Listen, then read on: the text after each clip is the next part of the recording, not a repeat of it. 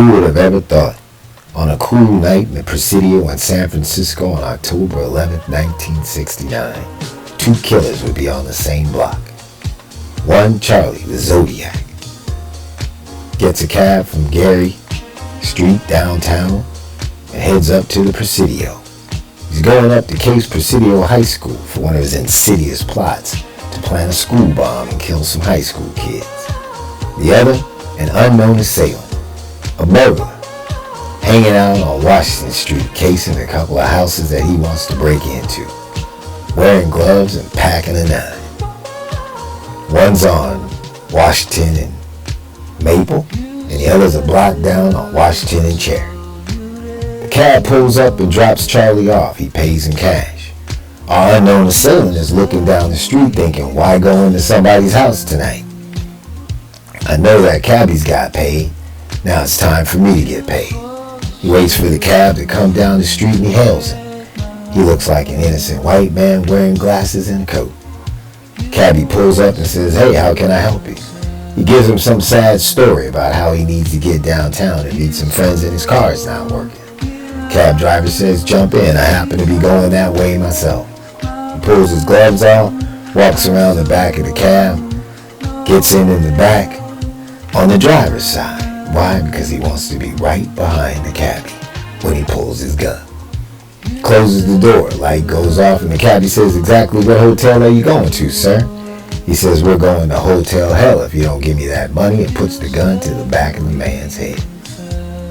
Instead of reaching behind him and pulling his wallet out and giving the assailant the money, the cabbie goes for the door. Next thing you know, it's pop! And a flash goes off.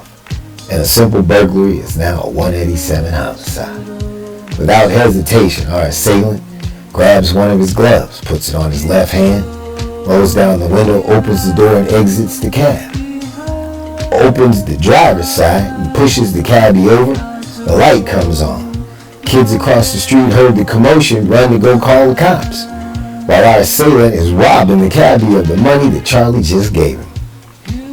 Charlie's down the street looking at this thinking this cannot be happening. Some fool is down there robbing and shooting a cabbie in a cab I just got out of that's full of my fingerprints. And he's in frozen state of mind. As the assailant takes the keys, closes the door and starts to make his escape by going back over across the street in Washington and heading down Cherry, Charlie's double timing it to the cab because he knows he's only got minutes to find out what this situation is and what he can do. He arrives to the cab, opens the door, sees the cabbie shot and blood all over the place. He decides to tear off a piece of his shirt and start wiping down the cab. The kids are back now. They saw the face of the assailant, but now all they see is Charlie's body. They think it's the same person as he's wiping his fingerprints off of the cab. Charlie gets finished, closes the door, and follows the killer down the street. At that moment, the police come up and say, hey, have you seen anybody? Because they're looking for a black man instead of a man in black. Charlie says, yeah, a guy with a gun went that way. The police pull off, and Charlie continues to follow the killer down to Jackson, back to Maple, and into the park. For the next 50 years, some two-story burglar who decided to offer a cab driver for a few pennies is the person identified as the Zodiac. And Charlie is running wild.